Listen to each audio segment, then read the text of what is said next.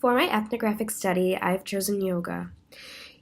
Here on campus, a very common place to practice yoga is at Inner Fire, which is located on 773 University Avenue.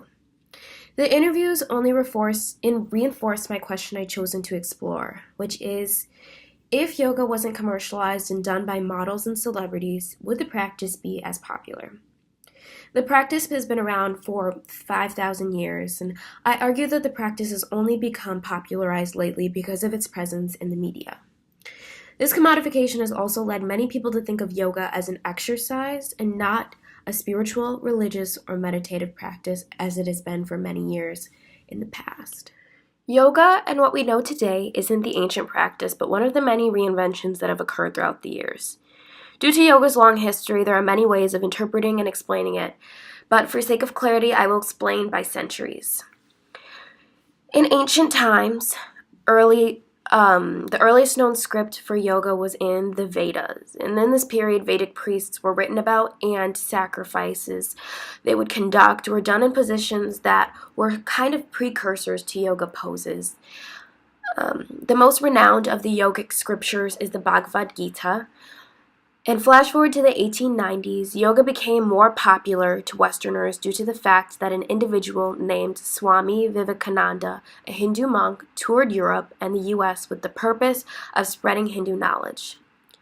In the 20th century, yoga became ordinary exercise. In the 1980s, yoga became even more popular due to the first health benefits that were reported because of the practice. In the 21st century, the popularity of yoga skyrocketed and many other health benefits were found. Today, many don't think of yoga as a spiritual, religious, or meditative practice, but solely as an exercise. When I posed the question to my interviewees, what do they know about the history of yoga, or if they know about the history of yoga, they responded, "Do you know anything about the history of yoga?" No. Do you personally know anything about yoga's history? Not really. Okay, I couldn't say that I do. Do you think that yoga's history is important to you and other yoga practitioners? It is. It's changed so much. It has. So it's like to recognize that it's not at all what it used to be is important, but also knowing where it came from. When I asked if seeing celebrities do yoga or seeing yoga on social media affected yoga and its participants, my interviewees responded, Do you think that social media or celebrities going out with their yoga mats or anything like that has affected that? Yeah, I think so, definitely. I think so.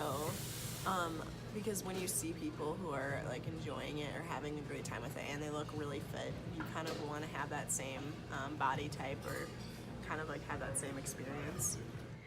When I asked my interviewees if they knew about how heavily commercialized yoga was, they responded, Aware of, you probably are, of how commercialized yoga is now. Totally. Like it's definitely for profit. It's no longer like for religious and strictly spiritual purposes. Yeah. What do you think about that and what the direction that it's going in?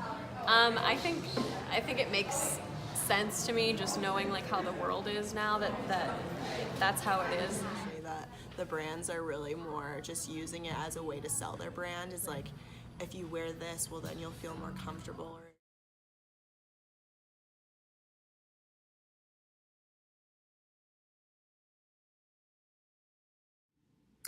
In the Huffington Post article called "Has Yoga Lost Its Soul? Part 2, Capitalism and Opportunity?", the author Justin Hakuda's statement supports my claim that this commodification of yoga has led to a huge question of authenticity.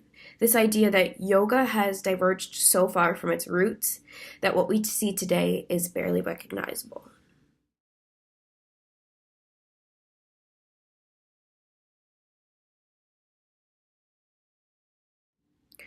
In Forbes' article, The Great Yoga Debate, Has Yoga Sold Its Soul?, the author Alice G. Walton discusses how the practice seen today focuses too much on the physical body and doesn't put enough emphasis or pay attention to the philosophical side and the mental side.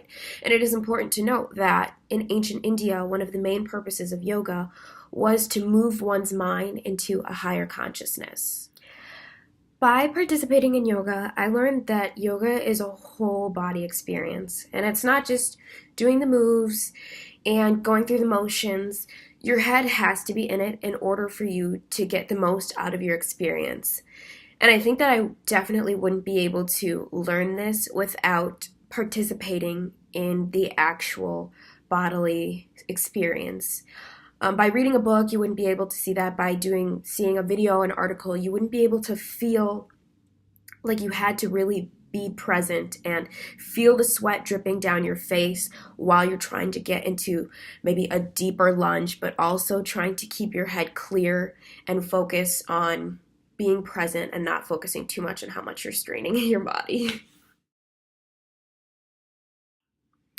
So in conclusion, I stand by my argument in that yoga has been popularized due to social media and celebrities, and people are forgetting that the practice is not simply just an exercise, but it is spiritual and an emotional. But I do concede to the fact that this popularization and this globalization isn't entirely a bad thing.